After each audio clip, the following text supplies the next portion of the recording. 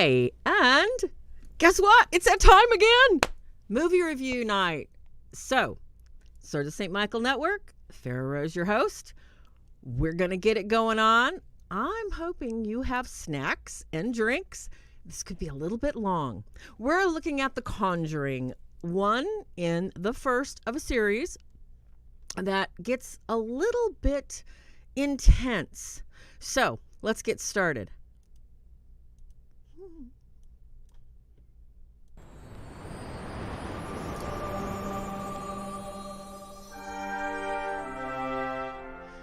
Thank you all for joining me tonight. This is live, and I want to welcome, I have quite a few people in chat already. Athena Ann, Rosalie, and I think Sean's in there too.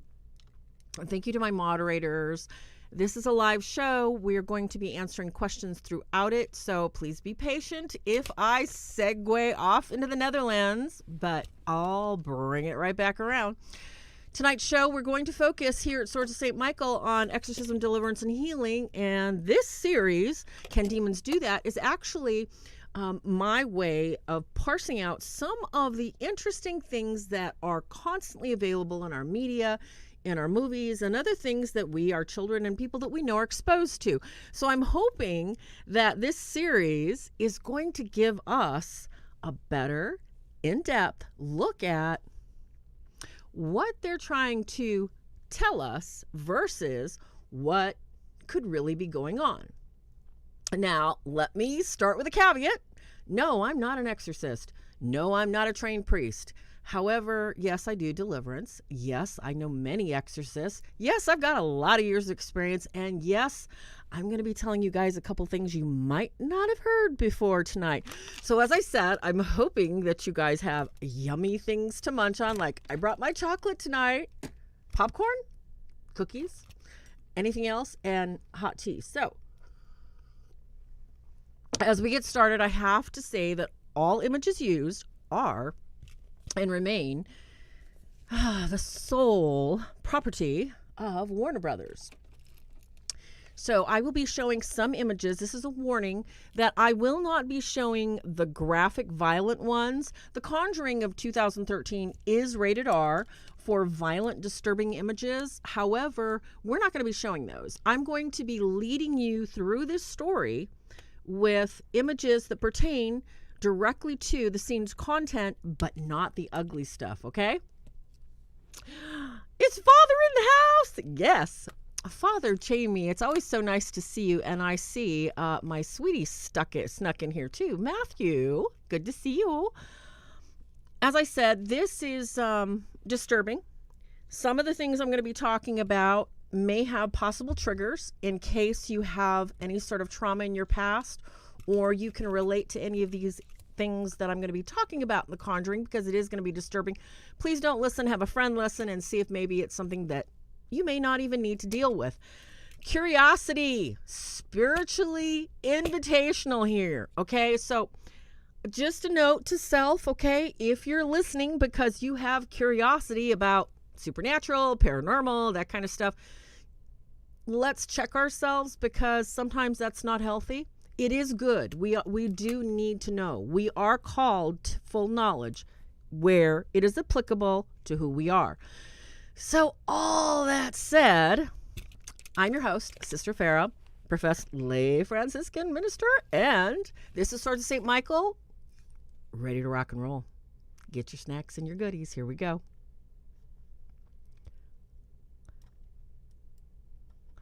In nome di Patria et Filio et Spiritus Sanctus, sic erat in principio et nunc et semper et saecula saeculorum. Amen. Sancta Michael Arcangele, defende nos in prelio, contra nequitiam in insidiis diabolesto presidium, imperit idi Deus, supplices te pecamur tuque, princeps maletia celestis satanam aliosque spiritus malignos, qui et perditionem animarum pervegantur in mundo divina virtute, in infernum detrude. Amen.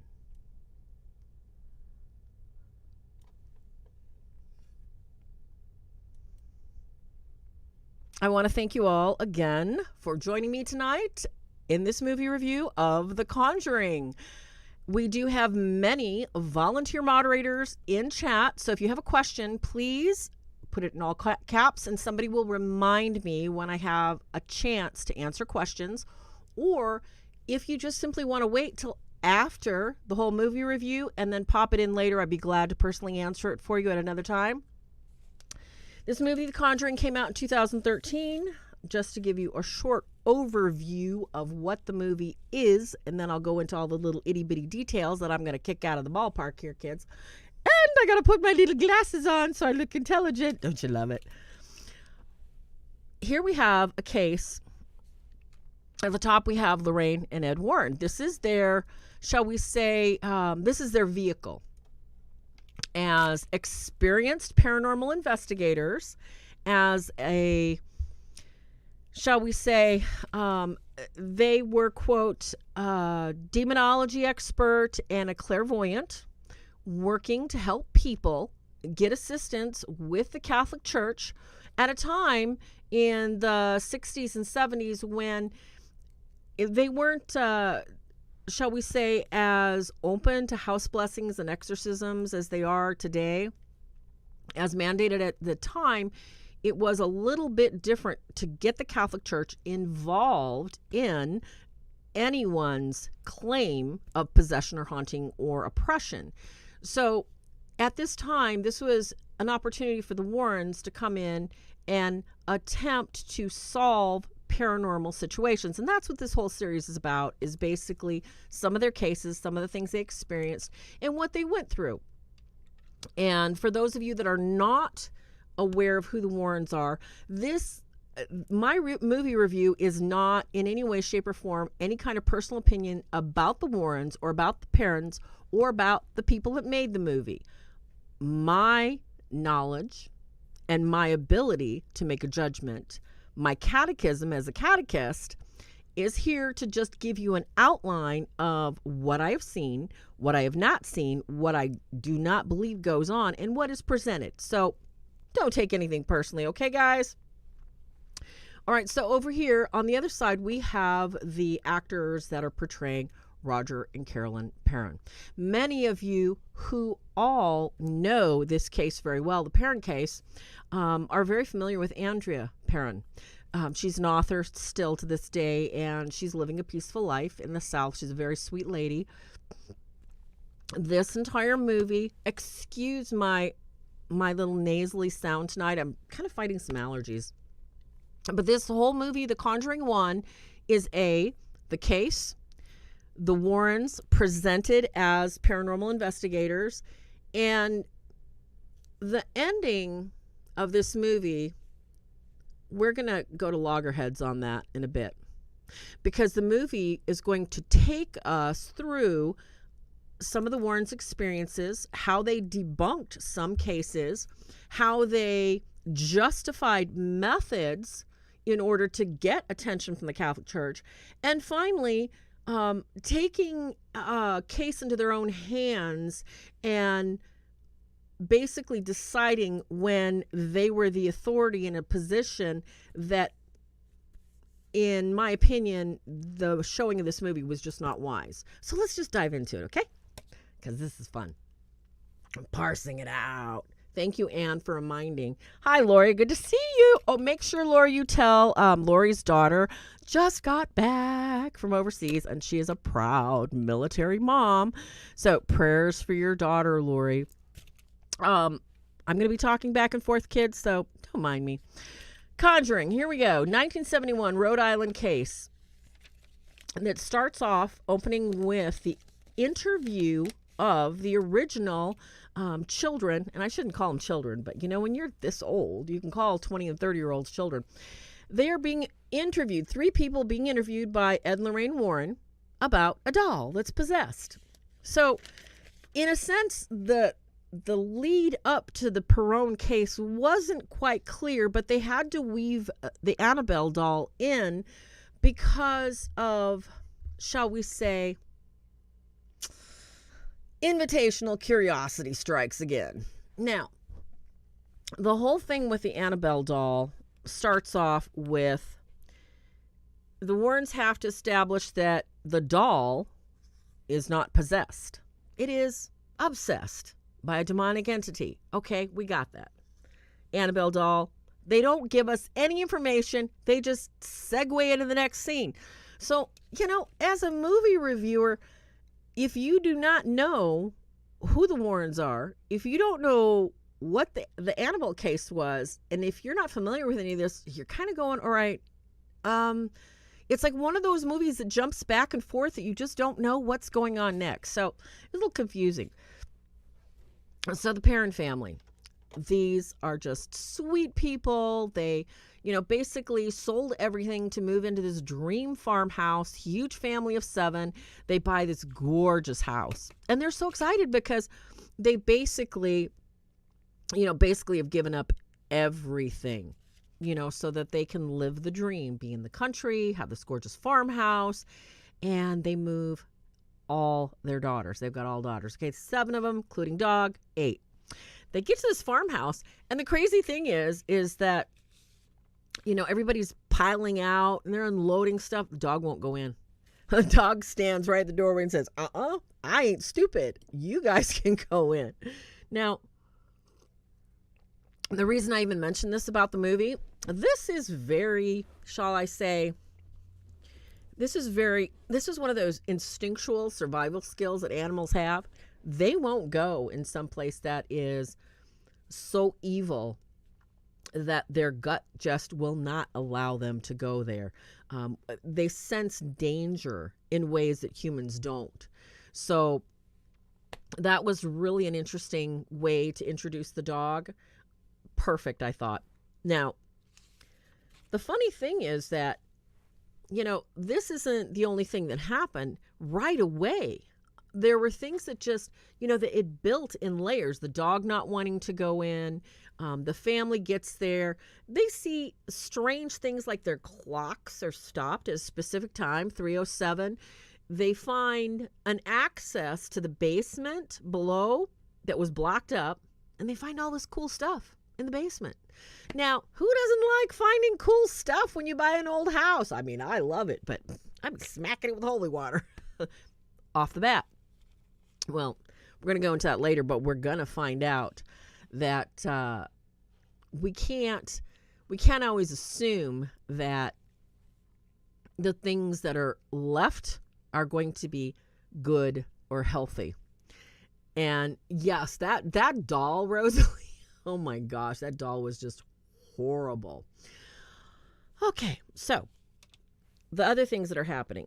This beautiful lady, Carolyn, she's such a sweetheart, and she loves all her girls and her guy, and she cooks and everything else. So she's waking up, she's got these awful bruises all over her body. Why is this happening? Well, nobody knows yet. She's got bruises.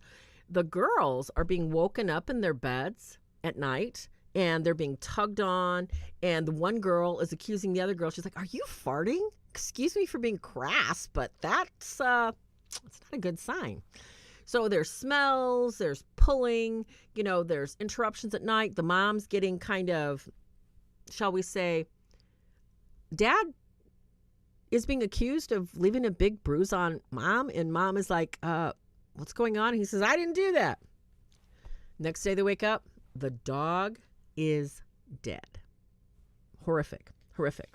So then we get the movie to completely, from this cute little family, dog died, they got to bury the dog, segue to the Warrens again.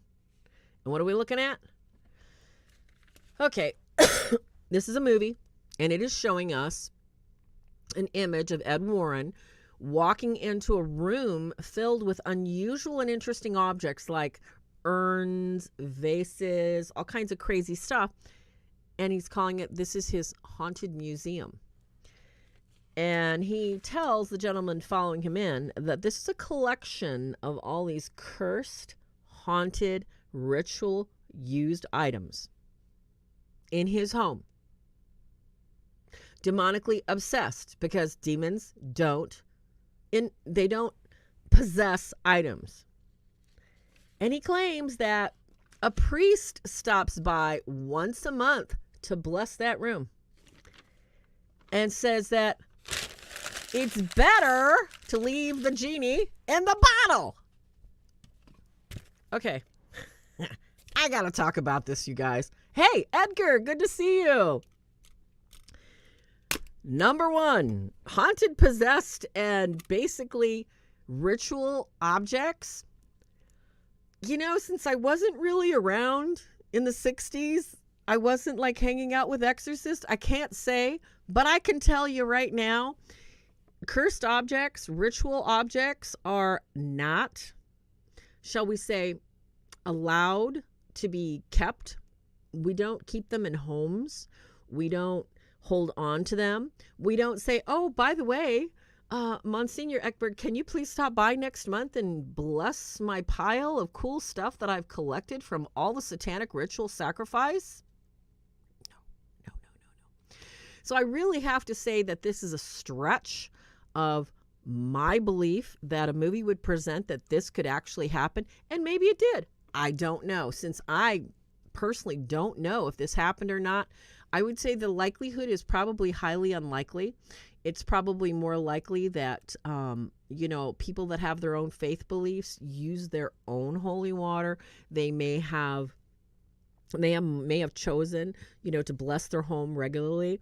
This is a very dangerous practice. So it's one I would never, ever, ever, ever recommend anyone keeping a Ouija board, keeping a ritual, anything, a ritual cloth, dagger, chair. This is, there is a very, very common, well-known fact that things that are used with evil intents and purposes, things that are the direct remission of attention from demonics, this needs to be destroyed. It needs to be in a ritual exercised and made into parts so that it cannot be the object that can be used to draw anyone else in again, period. It is not safe to keep in your home. It is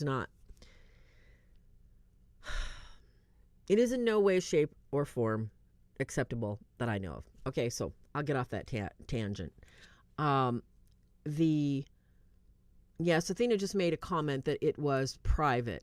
I'm sorry, but I have to disagree here. If something is private, like, okay, my bathroom is private, all right? I don't take people in my bathroom and show them all my stuff that I keep in my bathroom. That's private. When you allow people to be exposed, like if I was keeping something that was that evil and I brought people in to say, oh yeah, this is that and this is that, that's not private. That is not private. That is dangerously invitational, and that is my opinion. I will stick with it because, hey, I'm one of those religious people that don't believe that you don't share evil, okay? And it's not a matter that, people are sharing it. It's a matter that people don't understand the breadth and evil of the horror that could be invitational to someone else, okay? So that's all I got to say about that. Neither here nor there.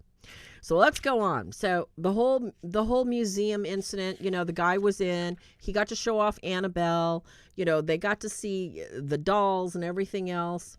Back to our wonderful peoples over here. Back to these sweet little people that the Warrens were talking at I think it was a local college they showed in the movie. And what it is a regular opportunity to tell people this is who we are, this is what we do, this is the evil that we've seen, this is a deliverance. So they're really trying to, from what I understand, bring an awareness. The Warrens were, Ed and Lorraine were trying to bring an awareness to people of, evil does exist and this stuff is horrific and it's not safe, and don't try and deal with it yourself, which, was a good thing. This is where the Perones, Andrea Perone's mom, Carolyn Perone, found the Warrens, heard of them, tracked them down, and literally begged them in tears, please, please, please, please, you got to go. So they're convinced, the Perones are convinced that there's something wrong with the house. The Warrens come in, and, it's getting worse. It's getting so much worse for this family. I mean, look at these sweet little angelic faces. They're just so adorable. They're all sleeping downstairs, one room. All right? That's how bad it is. There is no way that any of them can sleep by themselves because they're getting grabbed, they're touched. The smells are just horrible. So, if you've got this going on, wouldn't you think you'd call, a priest? But they didn't know. So they called paranormal investigators. And what is paranormal? Outside the normal. And at the time, this was all they had. And it just, the thing of it is, when you're desperate, when people are desperate, they tend to reach out and just will look into different things that they never would if they weren't so desperate. And that's what the movie is showing, that, this woman was really desperate. The woman is presented as, scared to death. She really convinces them, please come to my house. So Ed and Lorraine come to interview the family. And this is where Lorraine is introduced to this little interesting little box up above my head that is one of those antique vintage little toys that you stick the little key in and you wind it up and it plays this cute little song and the little mirror goes behind it. Well, the little girl tells Mrs. Warren, that's where Rory lives, my invisible friend. Now, I don't know who didn't have an invisible friend when they were a kid, but invisible friends are everywhere. But one that lives in a box, I mean, that's a little different. So from there, they walk the property, okay? Now, the Warrens are looking for something to indicate that there's something there. So the mom and dad are being interviewed. Carolyn's being interviewed. Her voice is being recorded and this sort of thing because they need to see if there's anything here that they should look into. So the mom and dad, basically love their kids. They're playing games.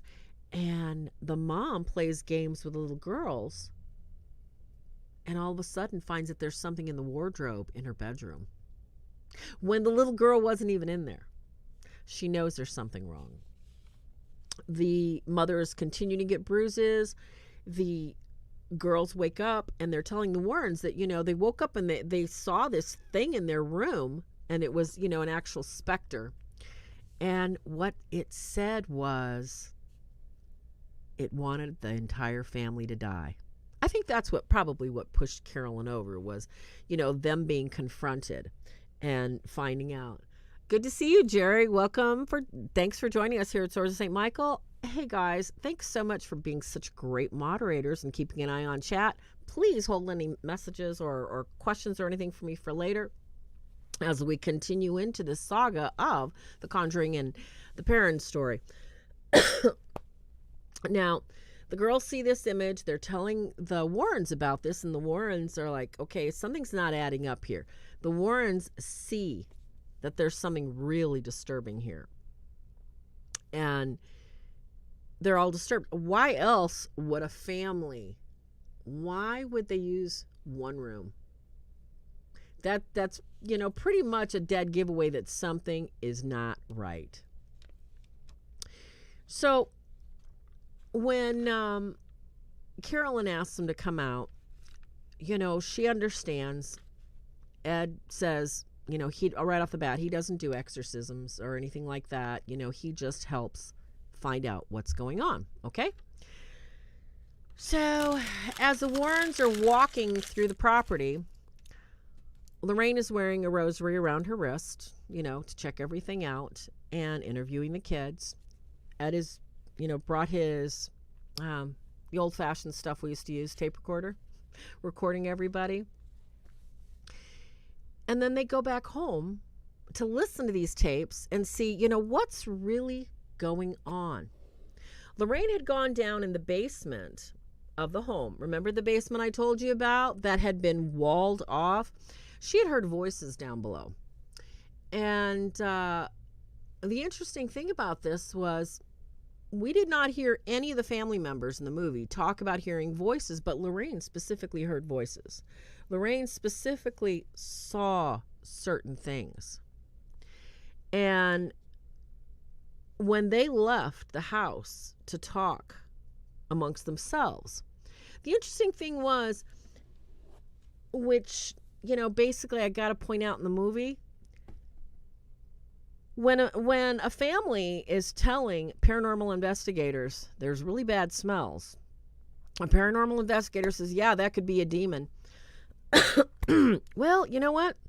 I don't know anybody that does that. It might have happened, according to the way the movie was. I don't know because I'm not that familiar with the case, but it's really not a good idea to give a family an idea that something is there that they don't have any proof of yet, just because the footprints are there.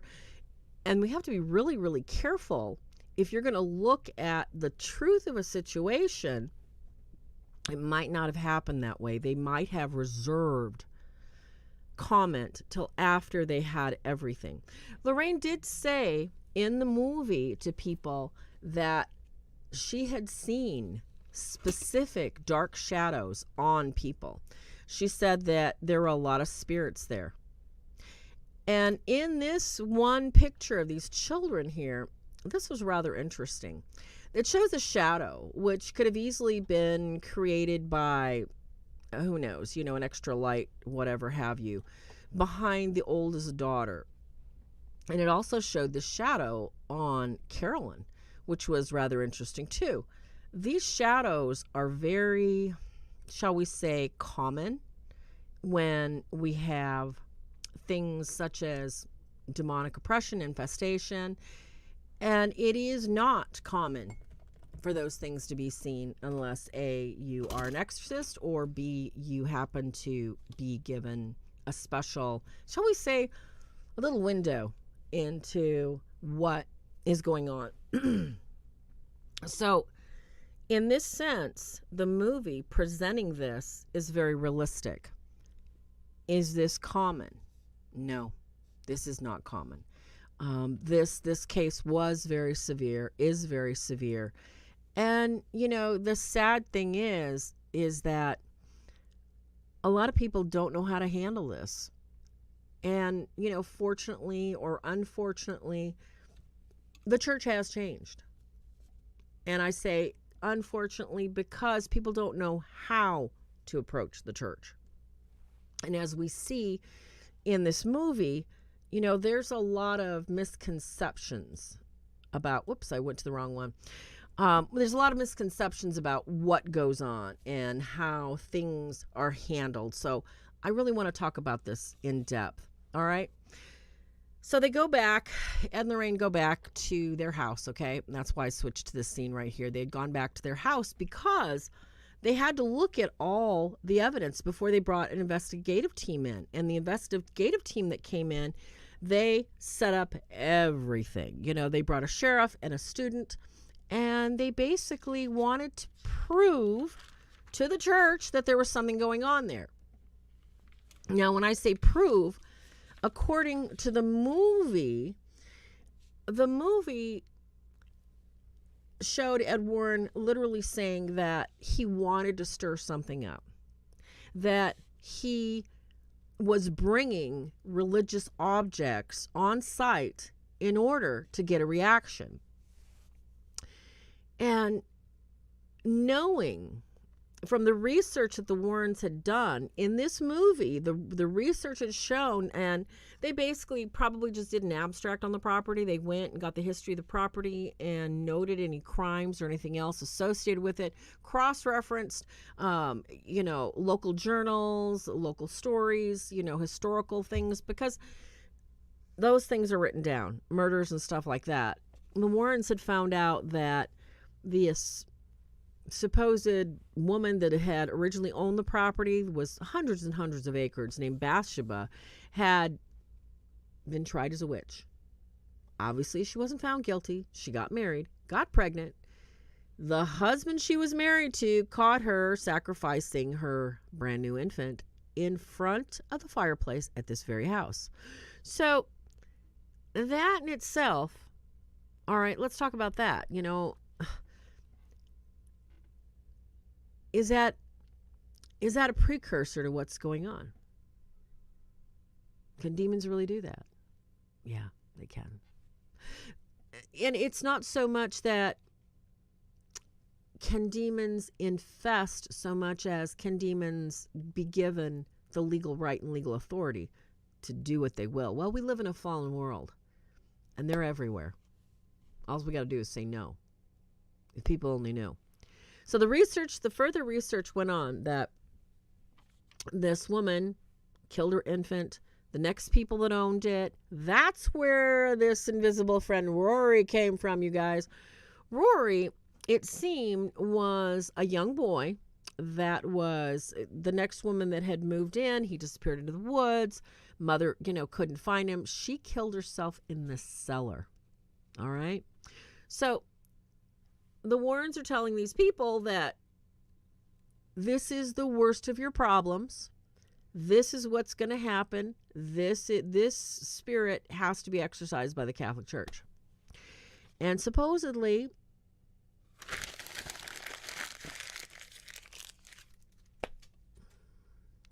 this is going to be the one that's causing all the problems. I just want to say something right here, right now, okay? Suicide's a difficult topic enough. This movie is telling us that, a witch started this oppression with the parents. A witch is the one that was, the whole reason that the parents are experiencing all these problems. Can demons do that? Yes. Do they do that? Well, in the grand scheme of things, you have the lower levels hitting all fours. They're generals and they're legions, and the big ones don't come out until it's time, to celebrate and go, heck yeah, we're taking it home. So it's interesting how the movie presented, the bruises, the children being irritated. This is all low-level infestation until someone gets touched. That's oppression. Then the mother started getting bruises. The mother started, they had all the pictures fall off the wall, they told the Warrens. When the Warrens went back to listen to the tapes, Carolyn's voice was not even on the tape. That's enough to suggest the exorcism of place, as Ed suggested. They needed an exorcism of place at that time. However, with the investigation that they ran, they did it at night. Okay? Can demons only appear at night and bother little children in bed and mothers sleeping in bed? Demons can do this all day long. They don't need an hour at night. It just, for us to believe that they can only affect us deep in the middle of the night. Yeah. No. So, when we see the Warrens on site, and the next two pictures we're looking at right here, they bring everything. They're trying to capture any sort of sign to take to the church, okay? So, they got holy water. They got crosses. They got everything they can. And Ed says, I want to stir something up. I want it to give us a sign. So he's running around the house, down in the basement, upstairs, downstairs. Give us a sign. We want to communicate. Now, this may have been how they did things back then. There is no Catholic that is going to come into your house and do that. Not that I know of. There might be a Catholic that does that. However, one that works with exorcists and bishops, that sort of evidence is not necessary when can demons, really, talk back to people and really give people signs? Of course they can. But why would they? Why do they want to give up their happy home? They don't want people to find them out. They don't want to be kicked out of where they're being happy, messing with people's heads. They'll go away for a while.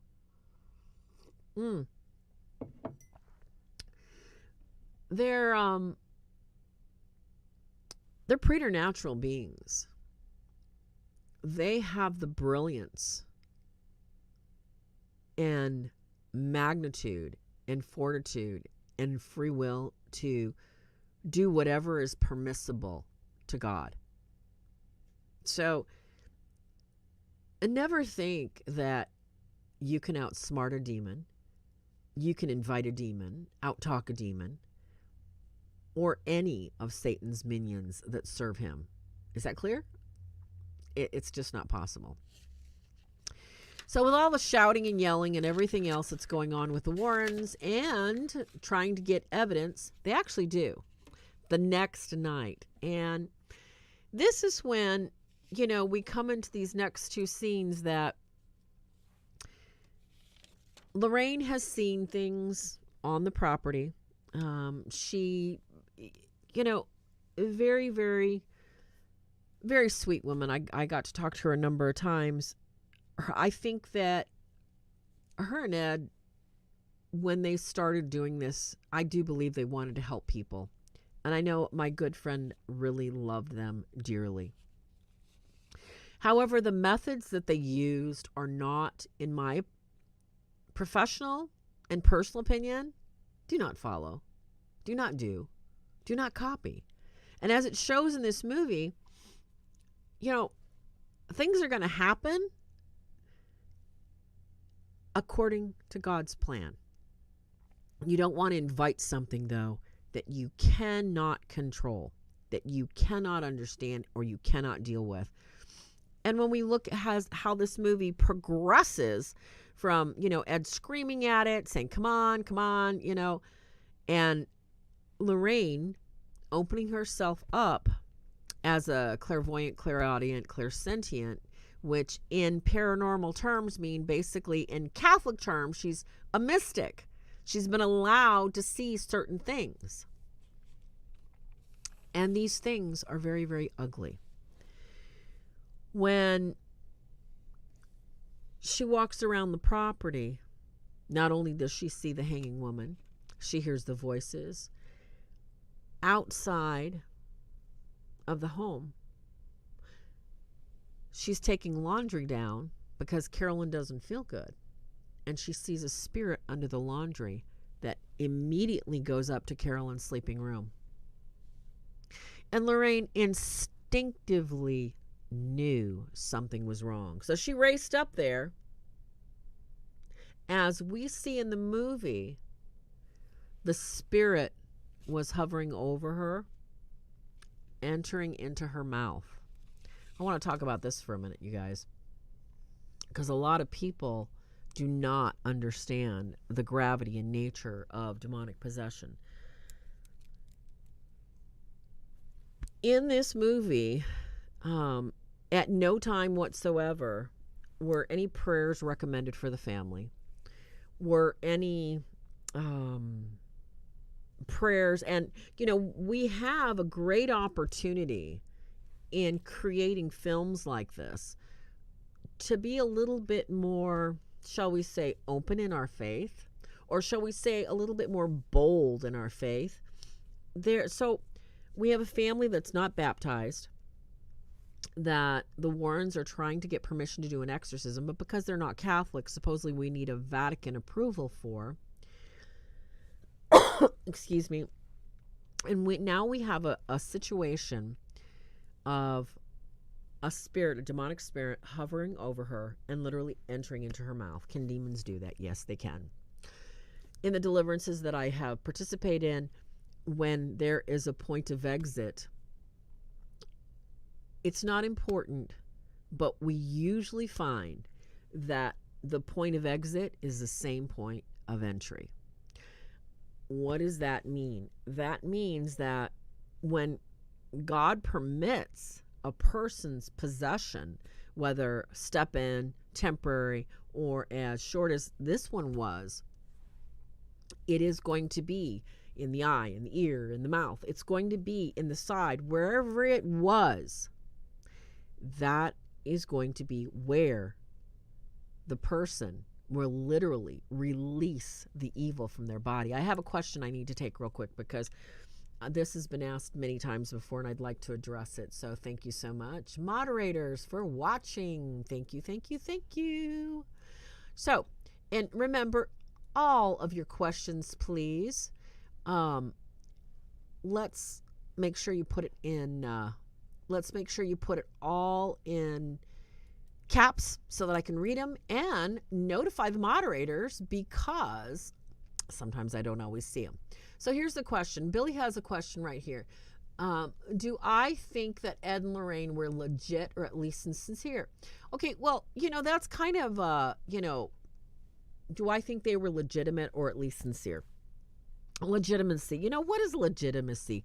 I mean, legitimacy as far as, trying to help people. Yeah, I think they were legit as far as trying to help people. And do I think they were sincere? I only talked to Lorraine on a few occasions. I thought that she was in her heart, she was a sincere person. To her, sincerity came through. Did she know any better? At the time when they did this movie, maybe she didn't know any better. We don't look at, shall we say, someone's legitimacy or, whether they're sincere or not. We look at the fruits. And that's what I tell people. It's like, it's not for us to say, oh, well, those people aren't legitimate. Those people aren't sincere. Let's look at, when you look at something, as everybody knows, what's above is below. And a tree that has this huge, strong trunk and has all these huge branches down below is the same, if not bigger. All right, because in order to support the fruit on the tree, the roots need to go very, very deep. So if you're going to look at, the legitimacy or the sincerity, look at the lives that they do touch, and look at, some of the people that they inspired. There are many, many, many people, especially characters in the Bible, that were not exactly legitimate or sincere, but God allowed them through, his grace to bless other people with, for whatever reason, to his glory. So, let us always remember, when we look at, another's actions and we want to judge them real quick and we want to say, oh, that's awful. Yes, we are called to say, you know what, that's not right, or that's not right for us. However, to judge the person that having a moral predisposition to making that, we don't have that authority. Okay, let me just put it that way. So yes, I liked Lorraine. So yes, thank you very much, Anne. And yes, you guys are doing a great job. Okay, so I'm gonna get back with it. We're talking about the possession of Carolyn Perrin. Carolyn is now fully possessed. Lorraine runs up the stairs, she saw the spirit go in there. She knew something was wrong. Carolyn is in the bathroom, puking her guts up, and she's knocking and knocking and knocking and saying, what's going on? No problem, Billy. Anytime. Anybody has any other questions, just pop them on in. And thanks, moderators. You guys are doing a good job. Thank you, Anne. Now, Carolyn comes out of the bathroom and she's like, oh, I think I hear the kids and my husband. Nothing's wrong. Now, can demons do that? People, when somebody's possessed, they're just like you and me. You don't know they're possessed. Perfectly possessed is even more difficult to tell. But someone that's possessed, they don't know it. They don't know they're possessed. They don't have any idea. They know there's something off and there's something wrong, and they're just like, they can't put their finger on it. So in this instant, Carolyn had no idea that this thing had gotten inside of her. So as this is going on outside, Ed is talking to Roger, and Roger's like, thank you so much. Thank you so much for coming. I appreciate you guys trying to help us, yada, yada. And he says, well, it was really Lorraine. Lorraine was the one that pushed it through. So he says, well, I don't really care, but you guys are getting here. You're helping my family, et cetera, et cetera. You're going to help us, find a priest, yada, yada. And he says, Lorraine's the one that saw you guys needed it. She is the one that has to decide. I didn't want her to do this because Lorraine sees things. Oh, what does that mean? Lorraine and I had many, many conversations about this because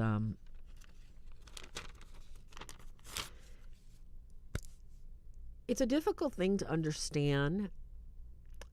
Somebody that can see certain things, like these shadows behind people. And it's another thing to understand. And Ed was trying in the movie to relate that, this was something that was taking something out of his wife.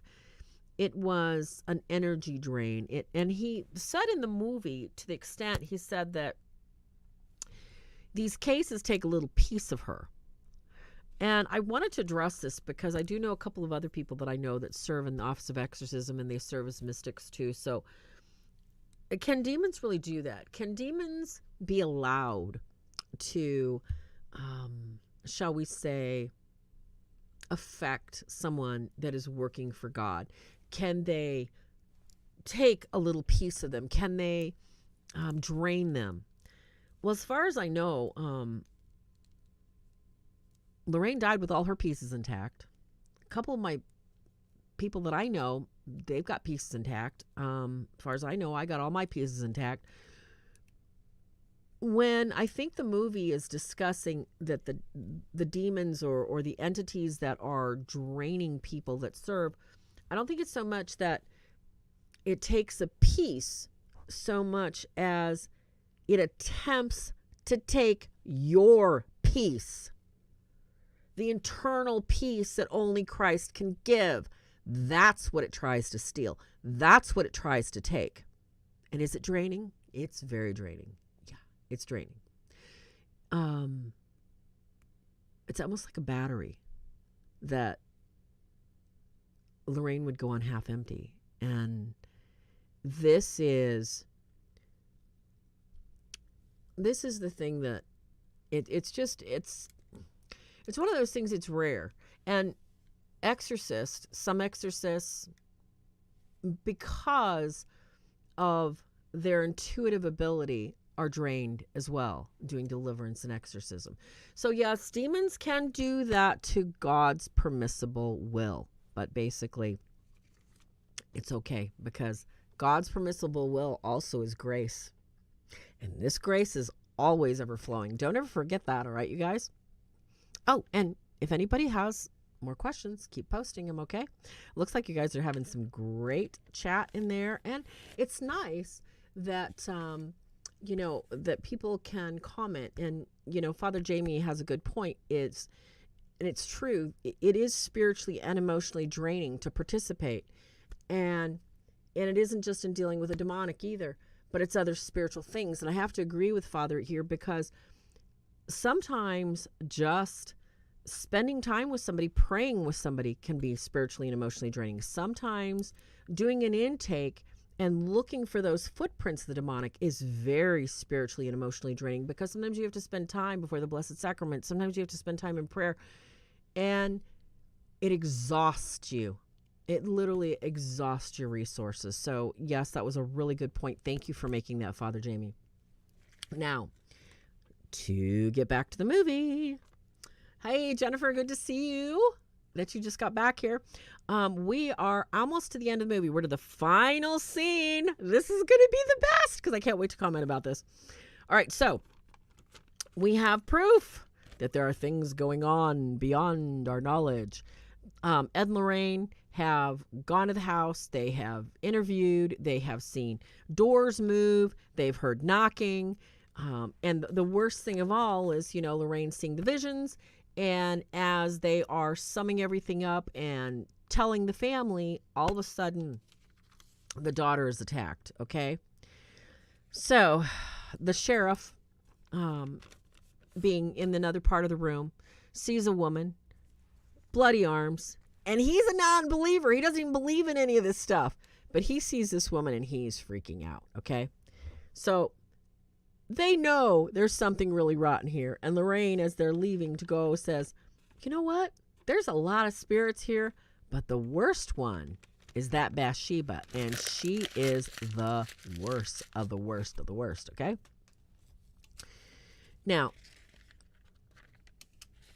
everybody decides it's time for a break, okay? It's time for a break. All this activity, all this craziness. So they get in these old cars. I love those old V-dubs. They decide it's time to go to the motel. So the family of seven's like, okay, I'm going to go to the motel, wait for the priest to call. Lorraine, as they're leaving, walks down to the water and sees her daughter below the water, floating, dead. She runs back up.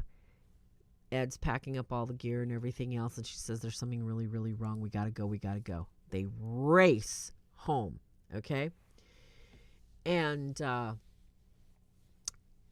they're just desperate to see their daughter because they don't know what's going on.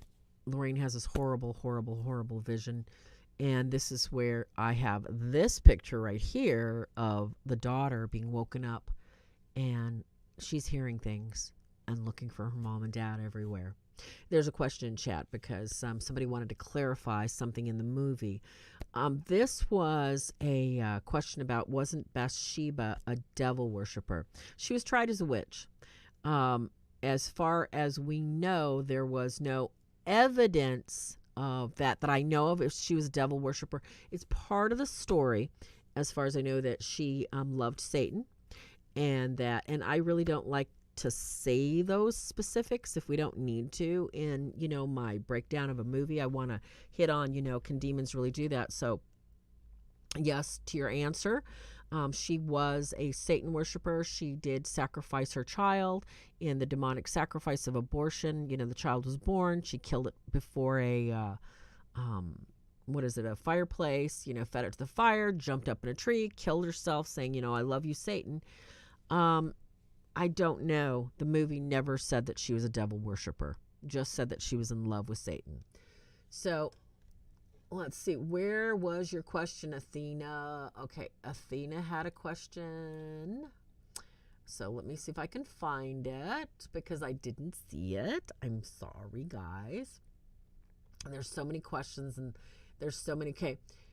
Anne said, did the Warrens bear good fruits? I don't know. I mean, we can save that for another show because I don't know if they bore good fruits. I had my bestie friend, loved them to death, and they were good to them. So as far as I know, that was a good fruit. My girlfriend Deb was a good fruit loop. Love her dearly. God rest her soul. She's in heaven. Is Nancy still alive? And I have no idea if Nancy's still alive. I do know that Andrea's still alive. But if I missed a question, Athena, you're going to have to just repost it because I can't find it. I know, barf. Who would be in love with Satan?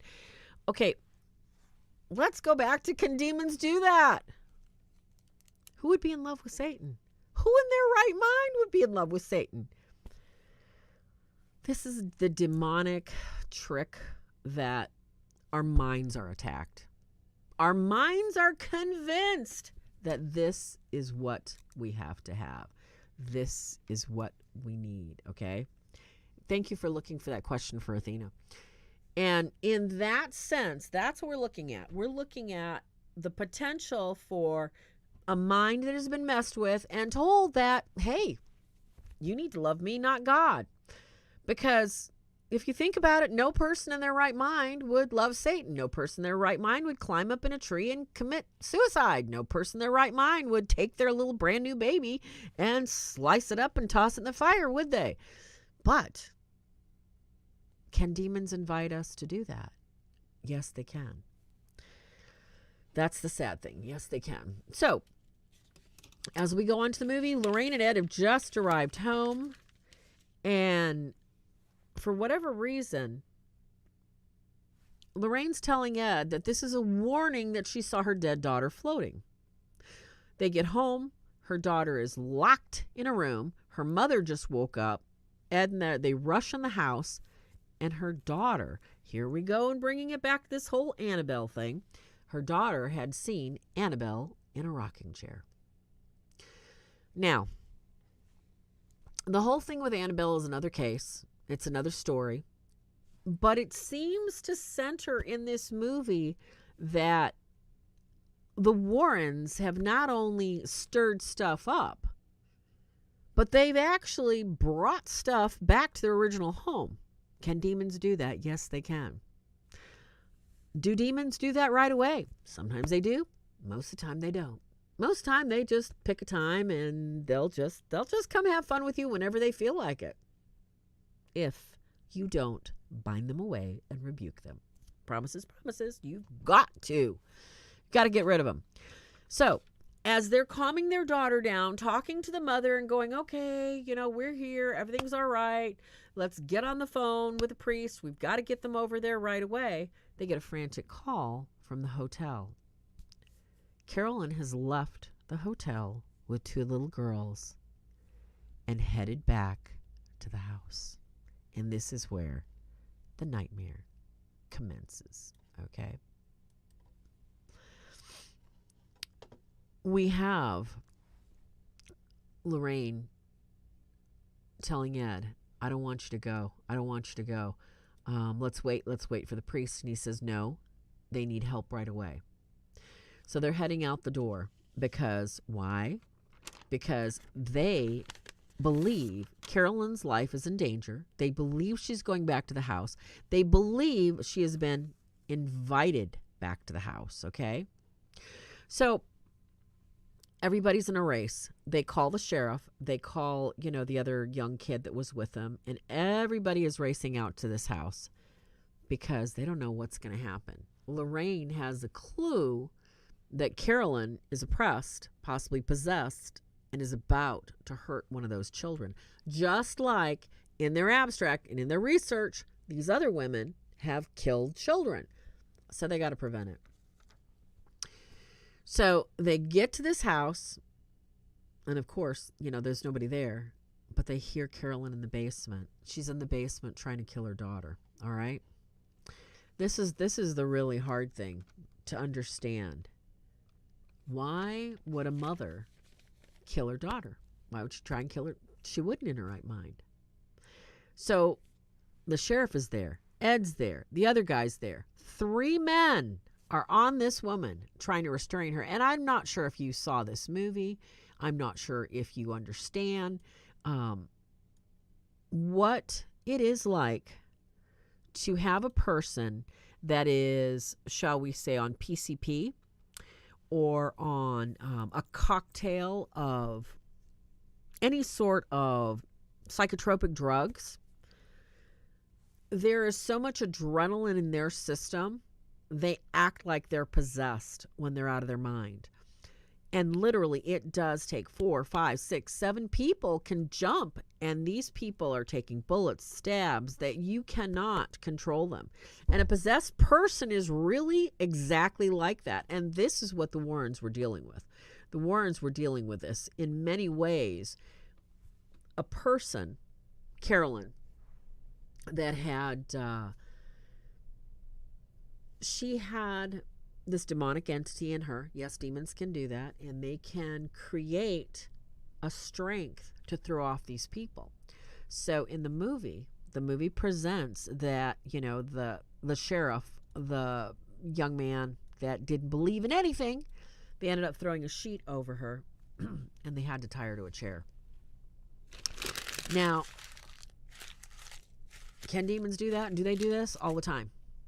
This is something that every exorcist and every priest, when they go to a call, whether they answer my call, they answer somebody else's call, this is always in the back of their head. Is the person going to flip? Are they going to go into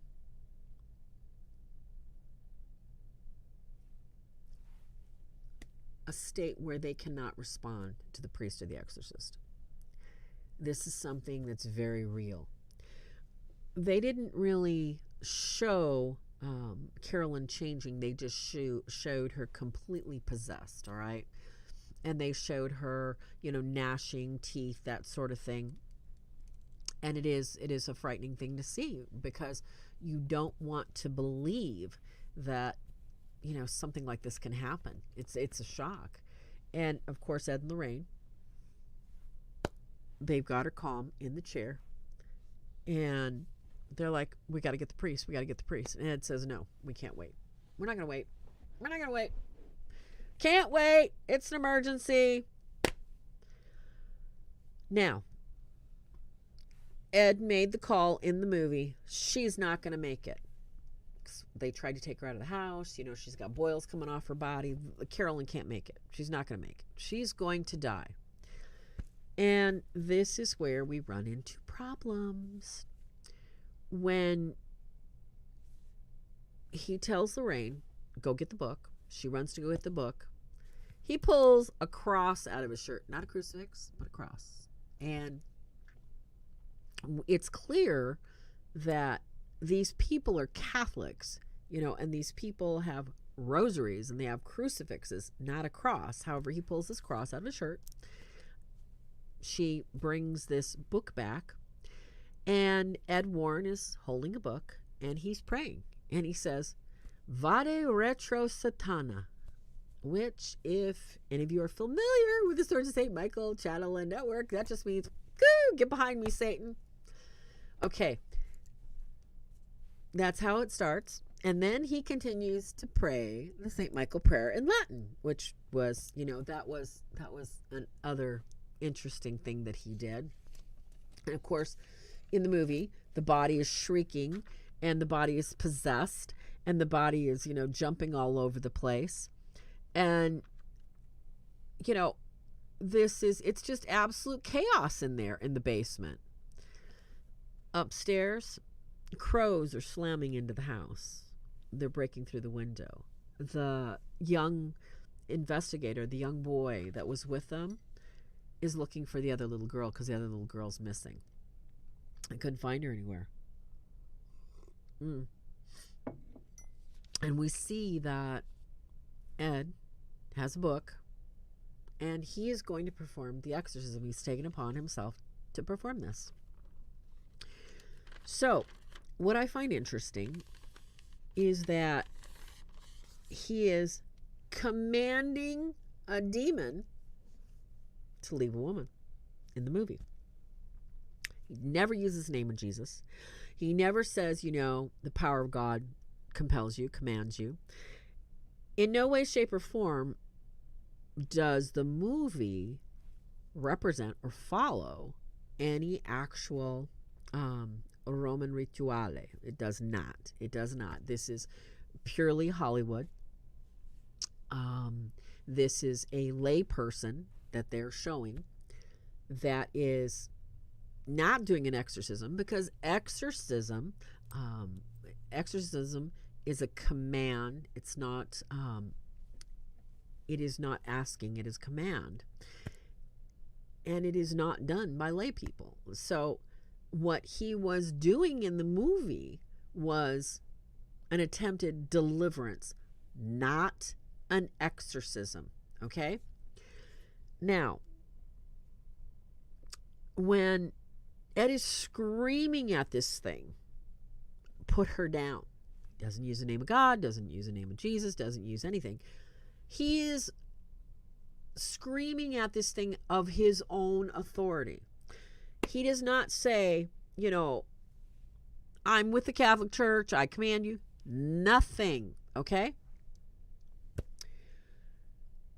He is using his own authority. So let me just say, you know, because they're all kind of staring at this thing, and she's got blood spewing out all over the whatever the sheet that was on, and he is repeating the St. Michael prayer in Latin again. We're talking about, can demons do that in this series? However, I want everybody to be very, very, very clear. Whether you are involved in any sort of prayer, deliverance, healing ministry, whether you are a member of the Auxilium Christianorum, whether you participate in paranormal teams or paranormal activities, there are very, very clear lines of preternatural and supernatural authority. And when you have a lay person any kind of layperson, I don't care if you're Catholic, if you're Baptist, or what you are. I don't care if you just said, hey, I just got baptized in the river, I'm Christian type of person. Performing a deliverance. There is a very clear chain of authority. The authority comes from God. In our faith, through the Pope, the cardinals, the bishops, the priests, etc.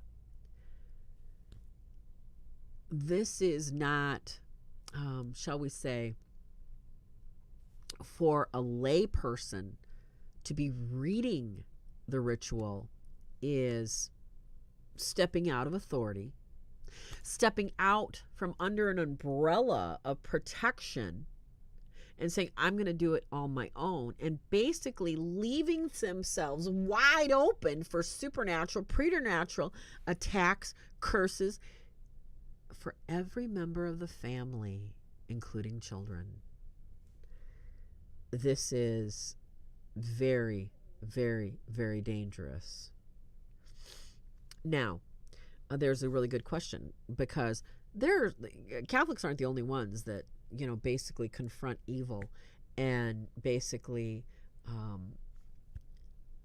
let's not get on Protestants, okay? Because this is not an attack on anyone, all right?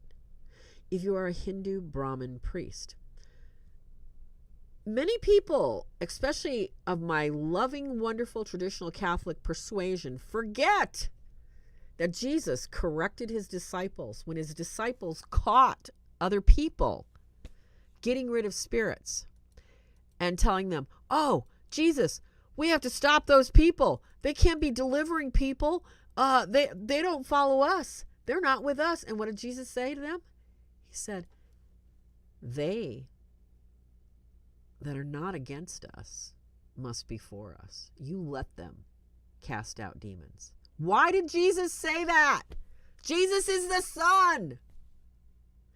And he knows that authority comes from God. And in God's permissible will, if God decides to permit that, it is up to God.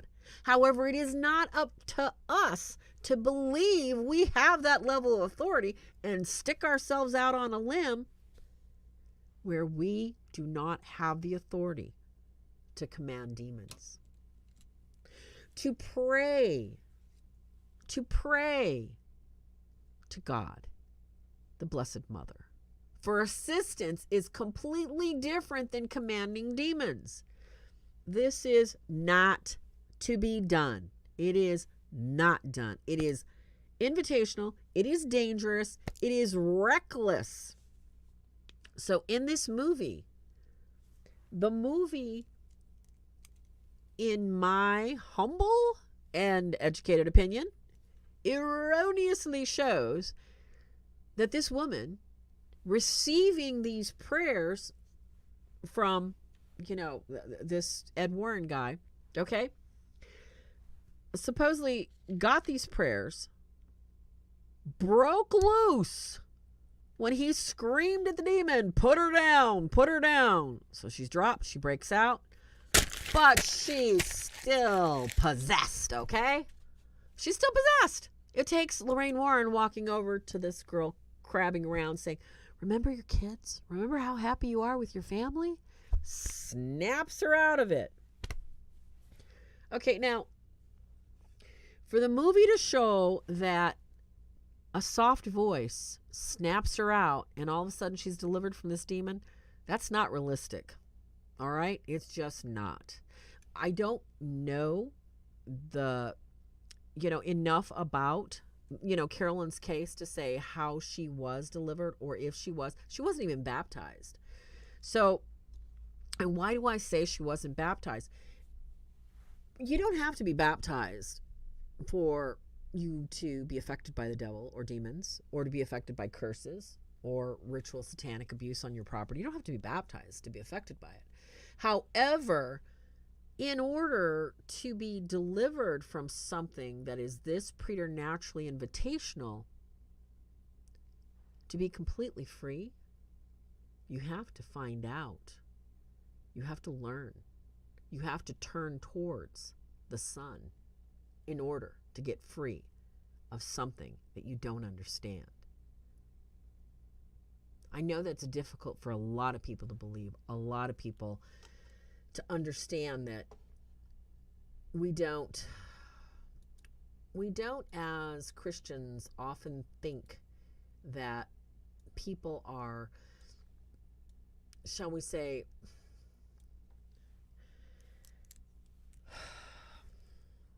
how do I put this nicely? We want to believe everybody has good intentions. And sometimes a lot of people want to step out in their faith because they want to do the right thing for someone else erroneously, where we do not have that level of authority. Or we want to believe that we've done something good because we see some slight improvement. And as in this movie shows, well, miraculously this happened. Well, the truth of the matter is, can demons do that? Yeah, they come and go at will. And chances are, if this was a genuine case, those people would have been bothered again and again and again, maybe 10, 15, 20 years later. And I guarantee you, if you talk to Andrea, she's got some stories for you, all right? And I'm not going to go into that right now because we're talking about the movie, The Conjuring 1, and can demons really do that? So what we're looking at here is we're looking at an instant release of this devil, okay, from the mother. Carolyn, she is basically free. She now has no problems. She is, walking out. The whole family is all happy. Excuse me. She's no longer bloody. She had, after Lori had talked to her, she'd vomited all this stuff out. We had talked about, demons' exit strategies and how they may exit a body. And yes, that happens. People often are contorted. Their body is funky. They're shaped weird.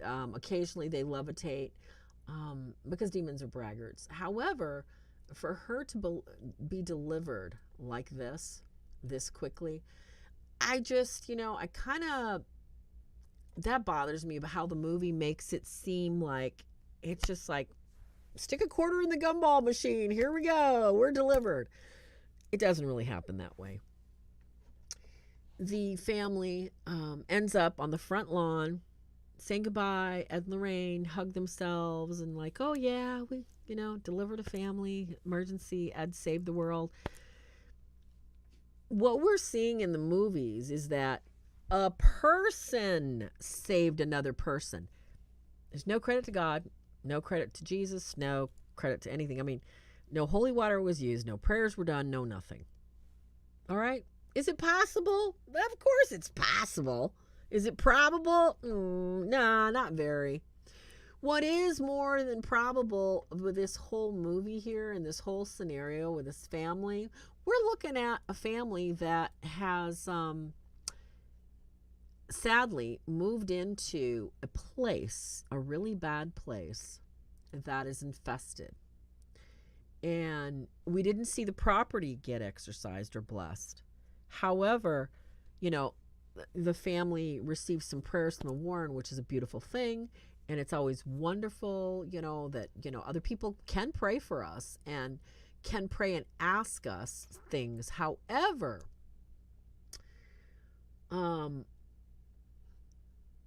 we just cannot take it from the movie standpoint that all of a sudden this one was relieved of her demons. I'm sorry, but the dog just came in to say hello to me. Say hello. Okay, can you say hi? Can you say goodbye? All right, I'm going to put her behind me because she just won't leave me alone. Yes. So, anybody have any questions as I sum this up? The movie was rather interesting. The movie offered us some insight into what paranormal investigators do, what they think is, going to provide proofs of the demonic. But the whole thing was supposedly they're all gone because of one little prayer.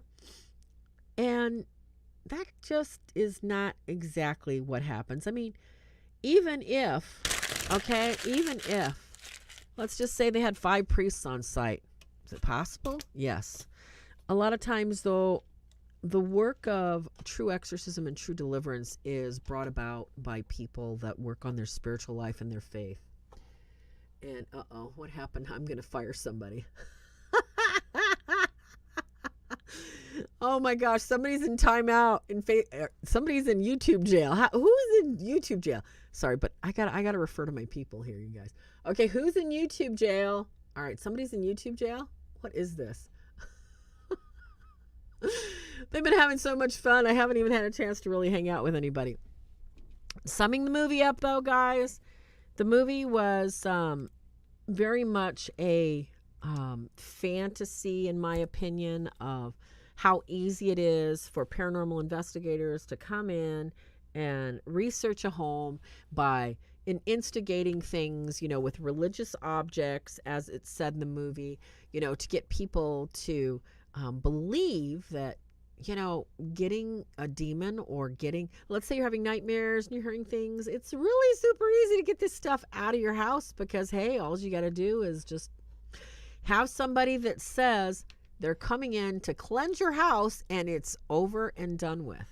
So I don't really get that whole notion, but I think that the majority of people that went to see this movie, guess what? That's what they like. They want that instant gratification. They want to believe that there is that magic gumball that basically says we don't have to do anything. We don't have to be part of our healing. And I'm here to tell you that it's not possible. It's not possible. You guys have to remember that we are part of that healing.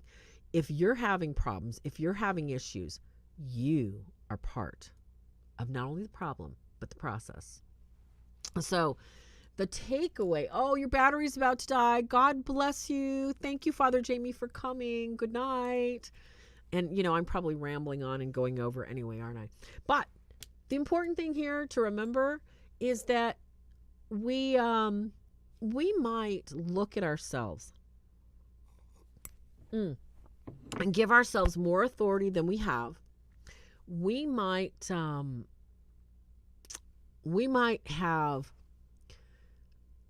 erroneously believed that we can step in to some place where we do not have the authority. So we always have to be cognizant of where God calls us and where that line is. So if you're not sure, I'm hoping that, you're baptized, but whether you're a Baptist or whether you're a Catholic or no matter who you are, find that authority. Find out where God's calling you, because you do not want to overstep your bounds and create turmoil, chaos, and any other number of problems that can be caused by stepping out of right ordered authority. And I think that was the biggest thing. That was the biggest thing that basically got me about this movie. We got people in timeout. We got people saying goodbye to Father. And Matt, okay, just top it off. You're going to go break some eggs to make an omelet. Oh my gosh. Okay, fine. That's just literally, you know what? That's what this movie is. This movie is just a mismatched kind of omelet thing. We didn't really have any clarity. This was basically a movie that, was saying, okay, this is Ed and Lorraine. This is the parents' case. And this is how easy it is to get rid of whatever. People understand that movies are created with somebody's artistic vision. These horror movies can be invitational in ways to create more drama, more chaos in our lives. Never forget that the peace of God is always with you. Does anybody have any last minute questions? Because I'm rambling on now. And I think I just finished up my last note. Yes. The last disturbing scene about everybody is done. Everybody's happy. It's got that Disney happy ending. Everybody's going home, onward and upwards. Oh, don't worry about it. And it's no big deal. It's just everybody's having fun tonight. So this is good. It's okay. Somebody got put in timeout by another moderator accidentally. Thank you for joining us tonight. I want you to know that this is something I really enjoy doing, parsing out, the reality from the fiction in a lot of these movies that people see, because I think that the more informed we are, the better that we can be when we hear error. This is what I was told by my spiritual director. You don't have to argue with people. You don't have to shove truth down their throats. We don't have to shove our catechism down people's throats. We just have to release a little tiny bit of the truth and let the truth defend itself, okay? So, you know what? Never forget, the battle is already won. Hopefully you give this video a thumbs up and you share it if you can. Like the video, subscribe, and drop me more suggestions down in comments. I don't see any other great questions, you guys, so I'm going to say over and out here. Sword of St. Michael is here to help you win the fight, win it right. Find other videos, you guys, and have a great weekend and a great night. God bless you. Over and out. This is Sister Farah saying, hey, take it easy. Don't overstep that line of authority, folks. Know where it is. Draw the line. Don't step over it. I love you guys. Thank you guys. Thanks for making me laugh. Good night.